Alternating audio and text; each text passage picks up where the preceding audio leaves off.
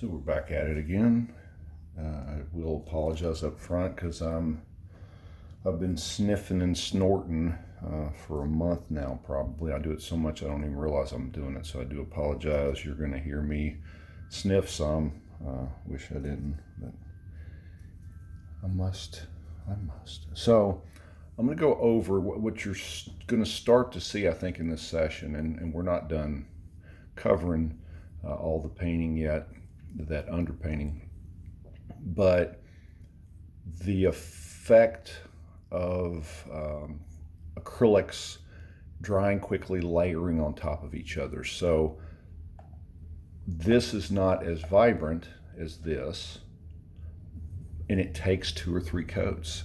Some things, if you lay it on real heavy, the paint, you can get away with that one-time stroke and you never touch it again. But for the most part, and when I put this on, they were probably pretty watered down. It was, I'd say more like a watercolor than it was like an oil. Usually I do paint pretty heavy, but what you'll start seeing, and that's way too blue, is logically how things are layered. And when I cover the canvas, this underpainting, this first part that you already saw, I really don't get that concerned with trying to match everything perfectly. I don't care that if this was exact or that's exact or this is. I'm really trying to get the drawing right and trying to make a pretty accurate attempt at the value, how light or dark it is. I want to get the temperature right and other things as well, but I know that when I put that down, it was lighter than that. When acrylics dry, they dull a little. So it's just something that just takes practice. There's no way around it. I can sit here all day long and tell you what, how the paint reacts and how much paint to put on and how much pressure to apply. None of that's going to matter. You're just going to have to pick up a brush and do it, right? It just takes practice. So I'm trying to judge, is that too blue? I think it is. So I'm going to touch just a smidge of our burnt sienna. So burnt sienna, which is more this color, is an orange. It's a brown, it's an earth tone, but it's the opposite, roughly the opposite of blue on the color wheel. It's its complement. So if I want to dull it a little, take the blue out, not make it so blue, I would want to add the orange, right? Not black. So I'm going to go a little lighter, I think. So I'm just adding white. At this point, I really don't have hardly any water in the brush, so it's going to quickly, and I'm going to do it over here so you see, it's going to start dragging like that, which is fine. I know that's going to happen, which means I just have to lay it on several times. Now, when that happens, I welcome it. Now, I may come back in here even with a palette knife and really put a super sharp edge, but this is an old shed, and even though in reality there may be really pretty crisp edges, I enjoy the variety of having sharp edge and a softer edge. To me, that looks a little more rustic, so I don't really get too aggravated, I guess, when the stroke doesn't go down as right, as exact as it should, or I meant it to. Sometimes that's good. I am so sorry. This stand is right between my arms, and I did not mean to hit it, but I did. And I will go through spans of yapping, which I'm sure you love. Kidding. But sometimes some of the stuff, sadly, I even hold my breath. Now, I want to make sure I get this correct. And it's not, I know it's not, and I knew it wasn't when I put that stroke down last time. So this is a good opportunity for me to get this, and I'm going to just have to put more water on. I don't want to use all the water because it makes it a little more transparent. I want this to go on really nice and thick, but it's just dragging too much. So I have to put a little water so I get a little bit better coverage there. And even though this may come down a little, right, because to me that I brought that stroke down too much for it to line up, I will repaint that black in, that dark into that. So it's all about pushing and pulling and, painting back and forth. So things to me don't look like they're a sticker. I don't want them to look painted up too. I'd rather it be painted over. I'm holding my breath. I'm out of breath. It's like I'm doing burpees or something. Didn't realize, until you acknowledge that other people are listening, which is not the norm for me.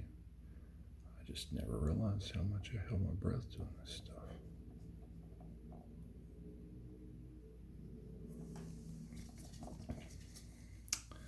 All right, so this comes down, and I'm doing a lot of looking here, much more looking here than I'm looking here. This comes down more. Obviously, I've got that drawn wrongly. I got it drawn incorrectly. So that comes down a little bit more. Would that make or break the painting? Yeah, maybe. So these I want pretty daggone straight. Couple options I've got.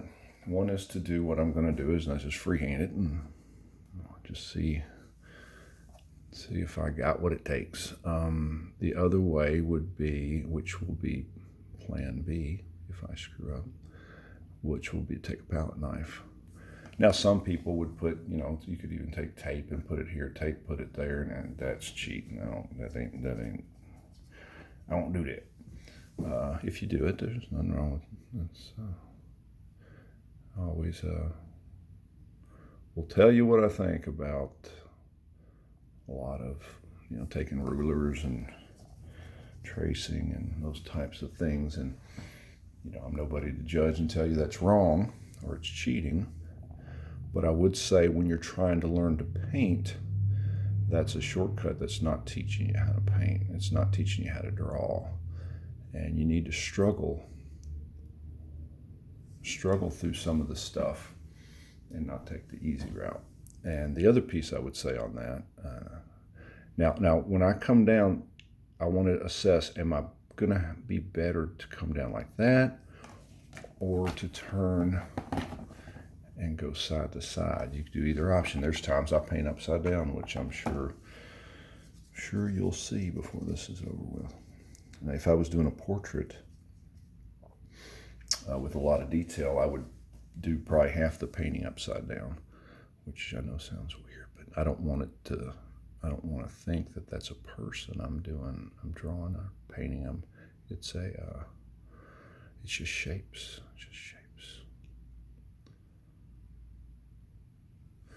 So, probably not the last thing I say about this, but I'll try to make it the last thing. As far as people tracing or digital art even, which is a popular thing now, and I would say pretty abused as far as art, calling it art, which, some people take a photo of something and they modify it a little bit in Photoshop and say that's art, and maybe it is. But to me, if someone has paid me to do a commission for them, I believe that their assumption is what they're paying for is it was painted by my hands. I don't believe anybody has ever gotten a painting from me that they thought, I bet, John traced that, or I would be okay if I knew that this was painted by numbers or something. To each their own. It's just kind of how I think about it. This is just me playing here since I've got this color on the brush. This won't stay like this. I will probably, because I love doing this when I'm able to, I'll take a palette knife and really lay some heavy paint on the top of this, which is lots of fun. So, and this isn't the last attempt I'm going to do on this, probably. I may hit it at least one more time. So one thing I did notice last time that I meant to address, I knew I needed to address on this one, is this, I keep calling it hog trough, this horse trough. So if I'm trying to size this based on where it crosses his arm, where it hits Peyton's pants. So where I've got this bluer color, right, this is pink, that'll end up being yellow. I don't know why, looking at it right now, it turned out blue. I think that needs to come up a little, maybe not. So let's just say it's going to hit Chase right there, about right there, and it's going to hit Peyton right there. Doesn't have to be perfect. Does not have to be perfect, but it's got to be there. And to paint that hand in, that arm, I really need that in there, and I need it to be bright. So I'm gonna cover her arm back up, and I want, if that's his arm, it's just above it, isn't it? It's about there. It's something like that. It's close. May not be perfect, and it doesn't have to be perfect, but it's got to be close.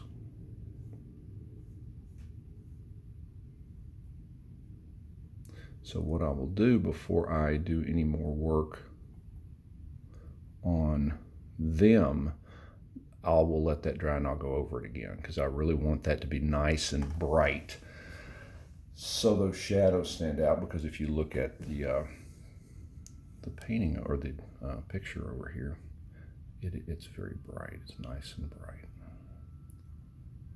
And again, there's times you notice I just use the tip of my brush. There's times I lay the brush sideways. There's times I do this, right?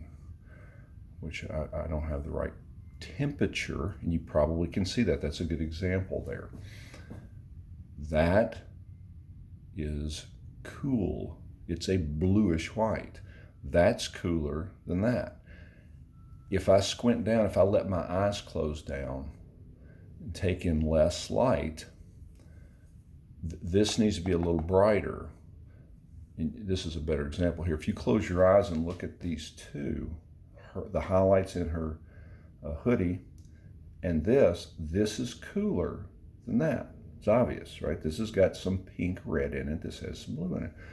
That's important. And you notice when I put that stroke down, some people just see value. They see light and they lay it down, and that is the wrong temperature. That is very warm light compared to that. I'll continue to preach the gospel on that. While I got this color on here, brush is honestly a little too big for what I'm doing, but that's okay. That's all right. It's a good test, challenge. Just using just the end whiskers on that baby.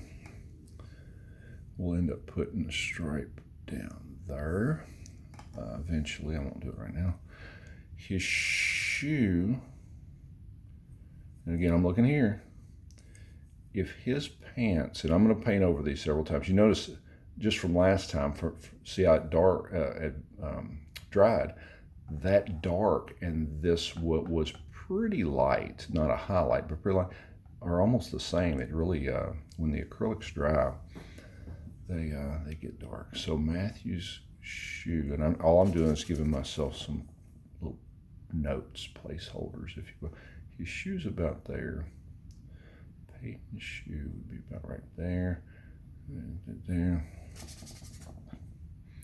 Chase's, I stopped that short, I think, because another good way to measure without taking a measuring tape, I'm not going to do it now. Could I take my brush and do this? And yeah, I could do that. But is, look at this little spot right here. I'm better at judging a short distance than a real long distance. So if I look at that spot and I think, okay, that's about there. Let's just say it's about there. Then his jeans come down to there, right? And his shoe, I think it'd be about there. Now, we'll see. If it's not, I'll adjust it. But that allows me, I can step back and really gauge to make sure. And that may be a little long. Maybe it's up here. But that's the beauty of acrylics. If that was oil paint, I would have screwed it up. If it was watercolor, which watercolor, there is no white. The white of the paper is the white. So if you put paint on where you don't want paint, I'm no watercolor expert by any means, but I believe you'd be in trouble. It'd be pretty difficult to fix that because you're wanting to use the luminosity of the paper and use glazes, where I would say I layer. When I paint with acrylics, I layer. I put kind of thick paint on. Watercolor's more about washes. Same concept. I digress. So, where do I go from here? What do I work on? You just kind of, what I do is I just kind of go all the way around. The painting kind of comes into focus all at once. I never finish this before I move on to that. While I put paint down and I need it to dry, then I'll come over here and work on something else. So let's scrub some of this in just to see how it's going to work. Now, one thing I want to do right now, just before I do that, is I want to reshape these shadows a little bit, a little sharper in here.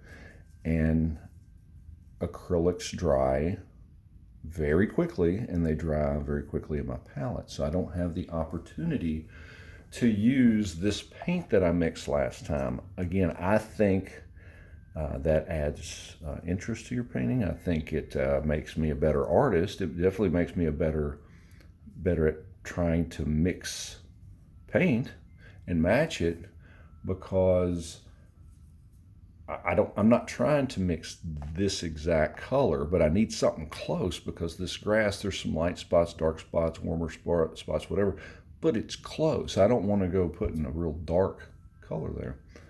So I'll mix something that's a little different, a lot of different, but if I put it over here, that's pretty close to where that needs to be. So I'm going to stick with it. We're going to stick with it. So I want this to be a little more dramatic. And I'm okay if this drags. Right? Remember how that drug up there? In the grass, I'm okay with that, because I really don't want it to cover perfect, have perfect little lines, because that's not nature. That's not that grass, right? So let's clean this up. I don't know what happened here. I went crazy. I am getting just a touch of water. So we got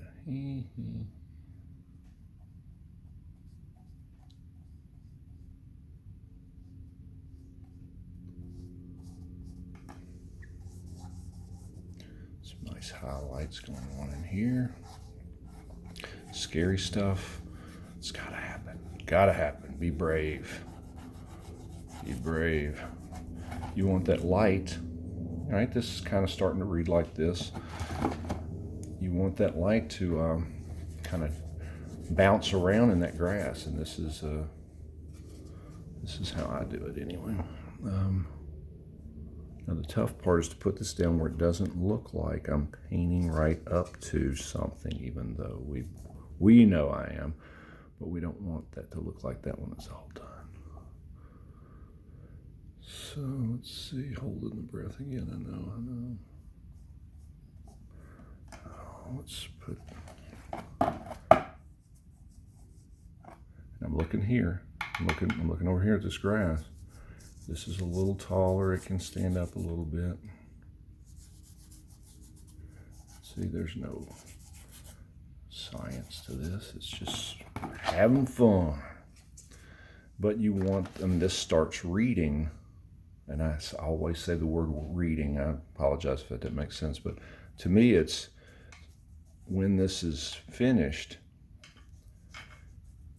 the painting is compositionally correct, shapes are right, the story, there's a story going on here I want to make sure I capture, and this looks like grass, even though when you go in there, what really is it? It's brush stuff, right? I'm not taking a one hair brush, which is what I and everybody else that starts painting does, right? We take one hair brushes because our left brain, the smart side of us, which sometimes is pretty stupid,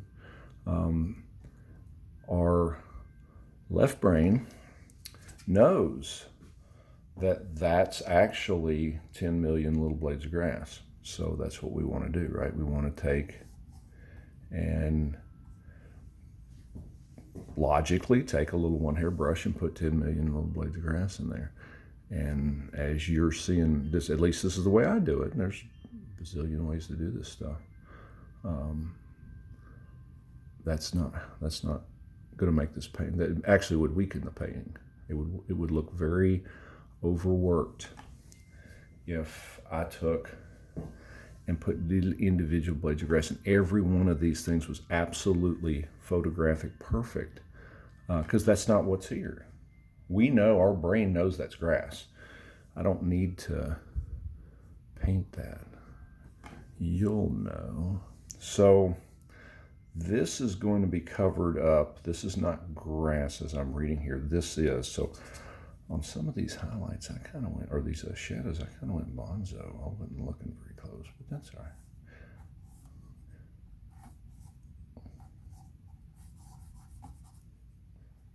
And you see how that light stands out over here. And so what I'm doing, to me, is there's several ways you could accomplish this. Again, this is just how I do it, or one of the ways I do it. I mean, if I'd have come up here on a different day, I'd probably do it different, but it's still, as long as it works, I don't care. All right. So we got that drawn a little bit better. I got some of that a little side goggled, but maybe I just need to make that just a little bit sharper. Like that. Yeah, I'll play with that a little bit more. Matthews, I guess that's okay. While we got that color there, let's put a little bit of stuff up there, because we are going to have to give that some love here a little bit later. All right. So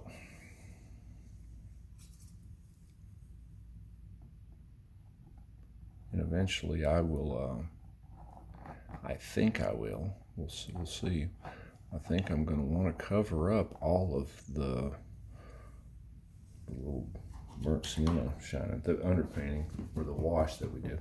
But we'll see. So I'm wanting to go ahead and clean some of this up, get at least the beginnings of some of the corn stalks, because I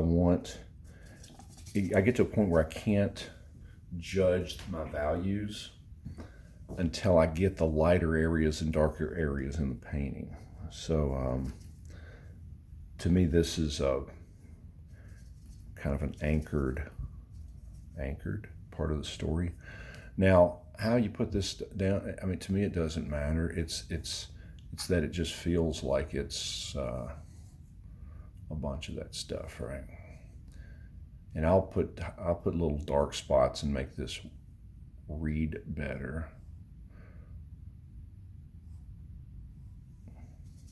And it's dragging, which is I'm fine with. What I'll do is I'll drag some of them and let that happen, and then I'll go back in and put a couple of sharp ones, and that'll make it look better. And I'm really trying to look over here and make this relatively accurate. I mean, do I have to? No, but it's already there, right? The work's done. Why would I try to invent? There's a couple over here. Now I want to be careful to not put too much detail over on this outside edge, and there's really not that much if we scooch that over there. There's a few, but most of them's the body over here. So I want to think about that as I'm doing. Because sometimes what we do is we go, oh, there's a bunch of corn stalks. Let me just look over here and get lost in this, and let me put this away for a second. And that's where we get into danger, right? Because I want to really try to be accurate to this. So some of these go in different directions. Now that I've got some of this down, a little bit of it down, put some more over here. Get right up against him there. And again, I'll be much more accurate here later. I'm just trying to get the body of these in.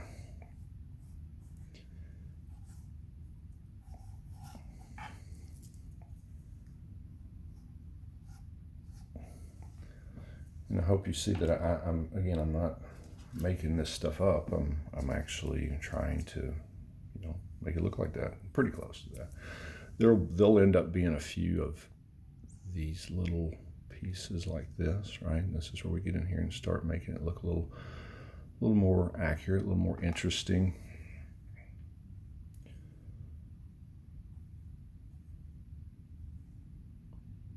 Probably take a smaller brush when I really get into that part. I'm gonna add a little bit more burnt sienna for to break some of this up a little. Let's see what that looks like. Yeah. And some of it's just experiment, right? I've never painted this painting before. I've never painted. I take it back. I haven't painted this painting, but I do have a painting that I've done. It's an 8x10 that this one will be hanging with. That is the same day. It's the same story, if you will. And they had cut these down. They were pulling them up out of the garden, which is over here. And then this was after the fact, them cleaning them up to make FodderShocks. And I just this second realized, wow, that was a big day. Or that was a big event, I guess. Because we've done so many things in our lives, and it's so weird that I'm going to do 3 paintings of the same kind of thing. So this will be a painting that was, I guess it was after the fact. I'm assuming it was the same year because we had a little setup in FodderShocks. Maybe it's not. Maybe it's a different year. I don't know. I digress. But if there's anything to take away from that blabbling is, I paint, these are paintings for me. And the ones that I choose to commission, the ones that when people say, hey, John, will you do a painting for me? The ones that I choose because I do this for fun. I don't do it for monetary value, me feeding my family. I pick ones I want to do. And the ones I pick, to be honest, are stories. They can be an interesting subject, animals and things, and it doesn't have to be what I would say is a story. But that's what interests me more when there's, it's not just people smiling, saying cheese, dressed up in a suit that they would never normally wear. That doesn't really interest me because that's fabricated. That's not real, not to me. So the stuff I choose to paint for me is things like this. It's when we were just living. And, I knew when these times were happening, I really cherished them because I knew they wouldn't last forever. Kids would grow up and not want to hang around us anymore. So I choose to capture them. Every painting that everyone hanging in the house and everyone that you're going to see me do, I took the picture. I was the person behind the camera, and none of them were set up. None of these paintings, none of them, and some of them are beautifully picturesque.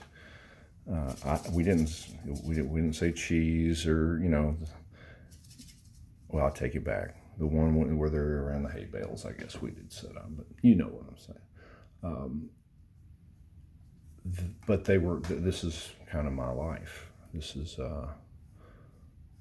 these things. This is how I saw life, and I was the person. I'm not in any of them, right? I'm the guy that took the pictures, so that's why I choose to paint these things. Man, I'm yapping. I don't yap. No wonder I'm out of breath. I don't do this when I paint. Obviously, I'm just quiet, so this is kind of weird for me. Now I'm just putting little hints of shapes back in here that I actually see, and we may subdue them. We may paint over them if they're standing out too much. I want it's like this wagon here. I want it to read as a wagon, but it can't stand out. So I'm just trying to place stuff right now and get to a point where I'll paint over it if I don't like it. That's what I love about acrylics. I always got another shot at any of this stuff. None of it's permanent if I don't want it to be. Let's see. Let's mix up a dark real quick. All that's happening right now, as you can see, is restating. Always thinking about drawing, making sure my shapes are right, but I'm restating things because they are acrylics.